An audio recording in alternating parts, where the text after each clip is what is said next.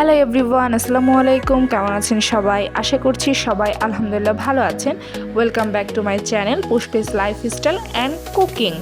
সবাইকে ভিডিওর প্রথমে জানাচ্ছি শুভ নববর্ষের শুভেচ্ছা। আশা করছি আপনাদের দিনটা খুবই সুন্দর যাক।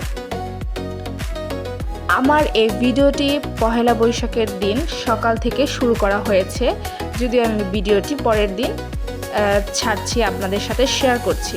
তো সকালে প্রথমে কিন্তু বৈশাখের শুরুটা মানে সকালটা কিন্তু খুবই সুন্দর ছিল। তো আমরা পুরো ফ্যামিলি চলে যাই ছাদে সকালটা উপভোগ করার জন্য। এবং আমার ছেলে বেড়াল এত বেশি মানে পছন্দ করে কি বলবো। এখানে কিন্তু দেখতেই পাচ্ছেন তারা বাবা ছেলে দুজনে মিলে বিড়ালের সাথে খেলা করছে। আমার ছেলে কোনোভাবেই বিড়াল দেখে ভয় পায় না, সে এটাকে আদর করছে, এটাকে ধরছে। বিড়ালটা অনেক লক্ষ্মী, সেও বুঝতে পেরেছে যে এটা তো বাবু, তাকে খুব বেশি পছন্দ করে, তাই সে একে কিছু বলছে না।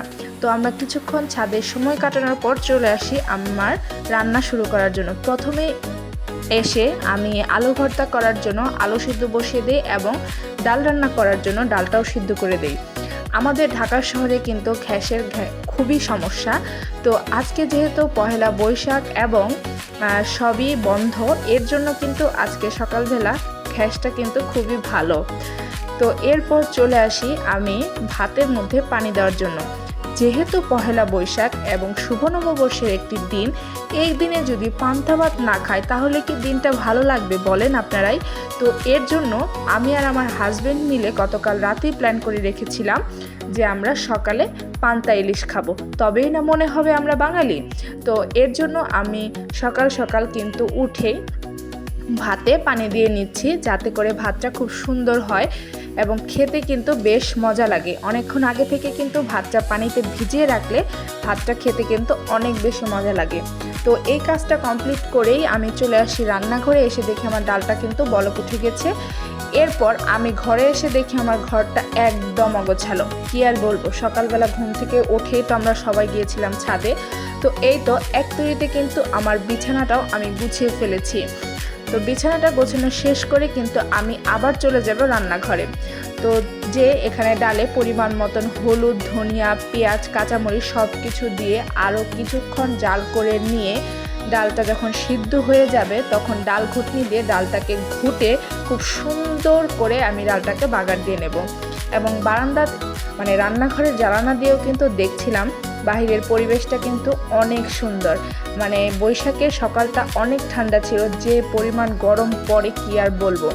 এরপর আমি কিন্তু ডালটাকে বাগার দিয়ে নিচ্ছি এবং এই ডালের এই বাগারটা যদি পারফেক্টলি হয় তাহলে কি আর বলবো। তো ডালটা কিন্তু বাগার দেওয়া শেষ করলেই আমার কিন্তু ডাল রান্নাটাও শেষ হয়ে যাবে। এবং এখানে সামান্য পরিমাণ আমি কিন্তু ডালে ধনেপাতা কুচিও অ্যাড করে দিচ্ছি, তাহলে কিন্তু খেতে বেশ মজা লাগবে। তো আমার কিন্তু পহেলা বৈশাখের দিনটা শুরুই হয় এই রান্নাবান্না দিয়ে। তো আপনাদের বৈশাখের দিনটা প্রথমে কি দিয়ে শুরু হয়েছে অবশ্যই কিন্তু কমেন্ট করে জানাবেন। অবশ্য যারা বিবাহিত নারী তাদের কিন্তু অবশ্যই সকালে উঠে রান্নাবান্না করতেই হবে, এটা বাধ্যতামূলক। আর যারা অবিবাহিত তারা কি করেছেন কমেন্ট করে কিন্তু জানাবেন। এবং ফ্রিজে যেহেতু আমার ছোট একটা ইলিশ মাছের পিস ছিল, তো ভাবলাম এই ইলিশ মাছের পিসটাকে আমরা ভেজে পান্তা ইলিশ খেয়ে ফেলি, ব্যাপারটা কিন্তু বেশ মজা হয়।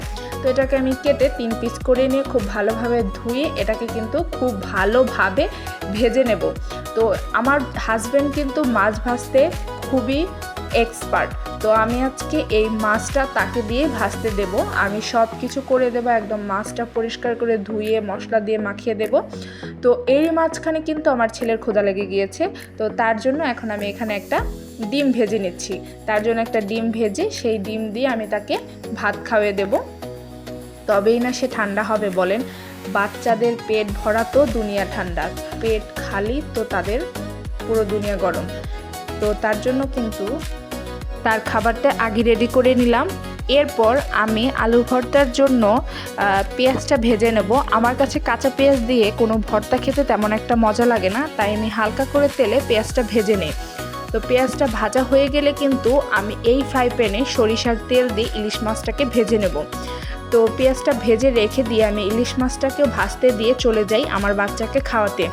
এবং আজকের দিনে কিন্তু আমাদের অনেক প্ল্যান, আমরা অনেক জায়গায় ঘুরবো, আপনাদের সাথে অনেক ভিডিও শেয়ার করব। আমার ভিডিওটা আজকে অনেক বড় হবে যদি আমি কালকে কি করেছি সেই পুরো ভিডিওটা আপনাদের সাথে শেয়ার করি।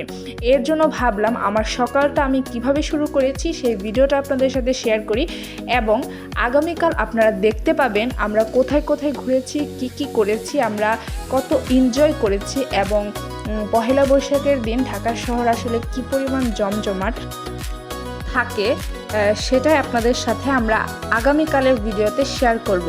আশা করছি আপনাদের কাছে আমার এই পহেলা বৈশাখের সকালের ভিডিওটা খুবই ভালো লাগবে, এবং আপনাদের কাছে আমার একটাই রিকোয়েস্ট, আপনারা কিন্তু আমার সম্পূর্ণ ভিডিওটি দেখবেন এবং একটা লাইক একটা কমেন্ট করে জানাবেন আমার ভিডিওটি আপনাদের কাছে কেমন লেগেছে, এবং আমাকে সাবস্ক্রাইব করে আমার পাশেই থাকবেন।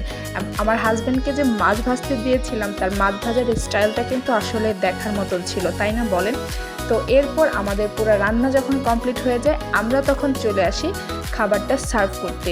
কারণ এই যে সুন্দর খাবার, এই খাবারটা যদি এখন আমরা সার্ভ না করে খাই তাহলে কি হবে বলেন? খুব সুন্দর করে একটা প্লেটে ভাত বেড়ে নিয়ে এখানে আমি এক পিস ইলিশ মাছ, এরপর আলুর ভর্তা, কাঁচামরিচ, পেঁয়াজ এগুলো দিয়ে এবং সামান্য পরিমাণ ডাল লবণ দিয়ে মাখিয়ে খুব মজা করে আমি এই ইলিশ পান্তা ভাতটা পহেলা বৈশাখের দিন সকালে খুব এনজয় করে আমি আর আমার হাজব্যান্ড খাবো। রান্নাটা কিন্তু বেশ মজা হয়েছিল, মানে আমি নিজের রান্না নিজেই প্রশংসা করছি, কি আর বলবো। তো আপনারা কারা পহেলা বৈশাখের সকালে ইলিশ পান্তা খেয়েছেন অবশ্যই কিন্তু কমেন্ট করে জানাবেন। আর আমি ভয়েস দেওয়ার সময় আশেপাশের মানুষজনের তখন শব্দ বের হয়ে যায় বেশি, তারা আওয়াজ করে বেশি, তো অবশ্যই কিন্তু বাহিরের নয়েজগুলো আপনারা স্কিপ করবেন। সবাই ভালো থাকবেন, সুস্থ থাকবেন, আল্লাহ হাফেজ।